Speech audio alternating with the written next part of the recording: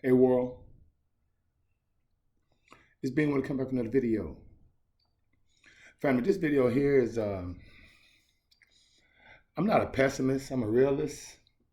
And what I do understand is that as long as the system, the economic and political system that we currently live under, that has in the last 50 years been geared toward making sure that the elite and the rich, the wealthy rather, not rich, but the wealthy, actually keeps its place. Okay? First of all, family, I want to say thank you for liking and sharing, subscribing the video. Make sure you leave a comment. I love to I love to read all the comments. Like I say, good or bad, because it's all love. You dig? Like I said, it's not our responsibility to always agree with each other, but I think having an intellectual dialogue, an intelligent dialogue, is always helpful for the mind. You dig? That's food for thought. All right. And so, when you look at the political and economic system that we've been under in the last 50 years, and I'm just taking the last 50 years. I'm not even going back historically to the creation of the Federal Reserve System in the United States in 1912, 1913. Because, see, that's the origin of, the financial takeover and the financial robbery of the U.S. citizens, or those that considered themselves Americans. In 1912, 1913, when they decided that, you know what, we just gonna feed them cake. And I got that from a big bro. You dig? He always say, that's what they want. Feed them cake. Okay? Something very easy to make, full of sugar, okay, that will keep their pineal gland calcified so that, a level of consciousness won't be attained. So it happened early in the game. But I think what happened is a lot of people didn't realize that in order for this process to be successful, they had to maintain the divide and conquer strategy. Okay? So you can't have a unified force of people, a unified force of workers that are realizing that they're being taken advantage of by the government and by the corporations. Because when you have a unified force that's coming together and saying, wait a minute, hold on, no. This ain't right. And see, then collectively as a group, you can go and talk to that corporate leader and say, hey, you change these things and we're not working. See, that's strength in numbers.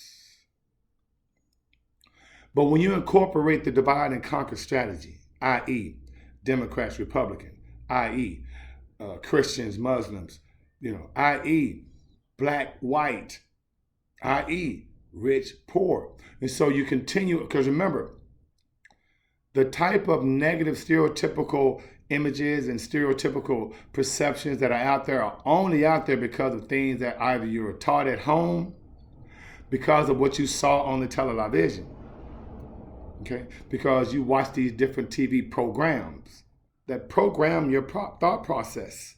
Because nothing ever comes to fruition without a thought first. Nothing is created first without a thought. And so when you look at how they have us so divided, they sitting back laughing at us, family. And they didn't even got to the point now where they can actually make us desensitize and have us acclimate to the notion that, no, y'all guys okay. Even though, 50 years ago, the average worker made like $20 an hour, adjusted for inflation, $20 an hour. Today, it's $22.65. So how is it that 50 years ago, we just had a $2.65 increase in average worker salary when we know that corporations have not only become millionaires, but billionaires and trillionaires? When we know that the government, with its inflationary process of policies, have increased inflation every year that did not match salaries. So we know that there's a huge discrepancy, family. And can this system change? it can never change as long as what's in place now stays in place. The United States, family, and see, once you're conscious, you can kind of see it going out, you can see it playing out. Anytime you have no restrictions or regulations on who can contribute to a particular candidate, whether it be presidential, whether it be senatorial, congressional, okay, judicial, then when you have certain individuals that can pay millions and millions of dollars to a particular candidate, who do you think that candidate is going to be loyal to? And if you look at the political contributions, family, and look at who is contributing financially to all of these particular candidates, it's no wonder that all the policies are geared toward the rich or the very, very wealthy. See, this is, the United States is becoming a third world country because let's look at some of the factors that make a country a third world country. Political corruption. Well, we know that over here there's been political corruption because if you go back to the George Bush election, when they said there was a discrepancy in Florida with him and Al Gore. Even just last year, they said there was a political discrepancy with Trump and the Russians. Even before that, with Obama in office, they were saying there's some discrepancies with him and Clinton. So we know on the surface that there's political corruption, but we've been so inundated with the bread and circus effect, reality TV, sports, entertainment, all that kind of stuff, so your mind stay off of it. But cats like myself that see it, it's amazing how transparent they are. And so when you look at third world country characteristics, the first is political corruption. The second is divide and conquer amongst the citizens to keep them fighting at each other and keep them poor. That happens over here, okay? And that was second. And third is corporate takeovers. When the corporations can dictate the employees' salaries, not the government. Because remember, just this past year, they're talking about a $15 increase in minimum wage, and look at what happened. You know, look at the backlash on just $15 an hour. You dig? So anytime the corporations can, dismantle unions, can vote can contribute to people they put in office that will not only stymie regulations and policies that would increase or improve the worker conditions, but just eliminate them. Okay? Because like I said, just think logically. If you're a billionaire and you want certain things done, then what you're going to do? You're going to invest your money in a candidate that you know is going to get that done. So, fans, I want to come back with a quick food for thought, family. Like I say, everything that is ain't. Now, is this to say that you can't be successful? I mean, but what's successful? Success is in your mind. But if you honestly think that you're going to break the cycle, it's not happening. Family, United States has what? Children that grow up in low-income households or poor, they have the lowest percentage of actually breaking that cycle than any other major countries in the world. I think it's like at 7%. That when you grow up poor, then you pretty much gonna stay poor.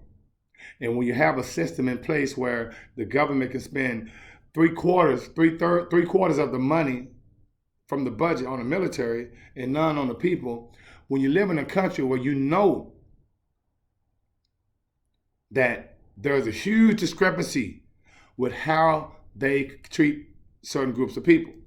And I didn't even talk about the fourth characteristic when it comes to a third world country. And guess what the fourth is? The penitentiary system. The United States lock up in prison more people than any other country in the world, including Russia and China. And they have way more people than we do over here. Now, I don't have to tell you what group of people that is, but that's what I'm saying. In order for anything to change over here, family, it has to be a revolution that's not going to be seen on television. And it has to be a mental, intellectual revolution because remember, when you don't own when the military is pretty much over the governmental policies, and when the police is over the city policies, and I'll tell you right now, I don't know how many of you guys feel this way, but to me, you would think that the law enforcement is to protect and serve, but who are they protecting and who are they serving? You did? I did a video before about the amount of money that is accrued every day by all these citations and tickets that are given to people. And if you do your research, you'll see that there are quotas that certain law enforcement officers have to meet in certain situations, in certain states, in certain areas. So it's a tough situation, family. But if you're conscious of it, you can always navigate yourself through the system and through this matrix. All right, family. In the meantime, between time, may the Most High Society bring you joy. And being Willie's out of 5,000.